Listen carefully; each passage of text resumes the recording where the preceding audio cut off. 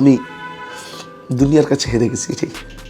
চরম সমালোচনার জোয়ারে ভাসছে নোবেল।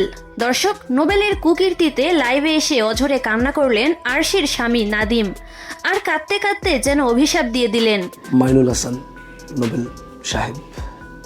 আর এদিকে আরশি বলে দিয়েছেন নোবেল নাকি আরশিকে নেশা করিয়ে খারাপ পিকচার তুলেছে এবং সেটি পোস্ট করেছে। দর্শক, সব মিলিয়ে সব তীর যেন নোবেলের দিকেই। বিস্তারিত থাকছে সম্পূর্ণ ভিডিওতে।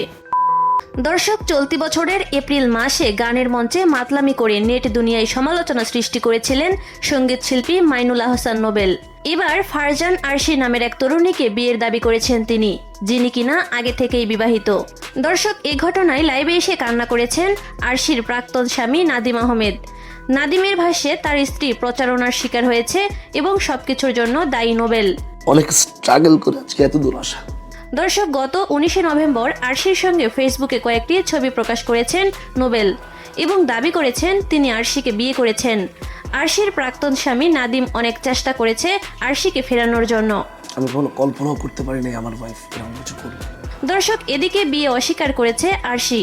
আরশির দাবি নোবেল তাকে নেশা পান করিয়ে ছবি তুলেছেন, আর এই কথা তিনি তার ফেসবুক পোস্টের মাধ্যমে শেয়ার করেছেন। দর্শক, সব মিলিয়ে বিষয়টি আপনার কাছে কেমন লাগলো অবশ্যই আমাদের কমেন্ট করে জানাতে ভুলবেন না। ধন্যবাদ সবাইকে।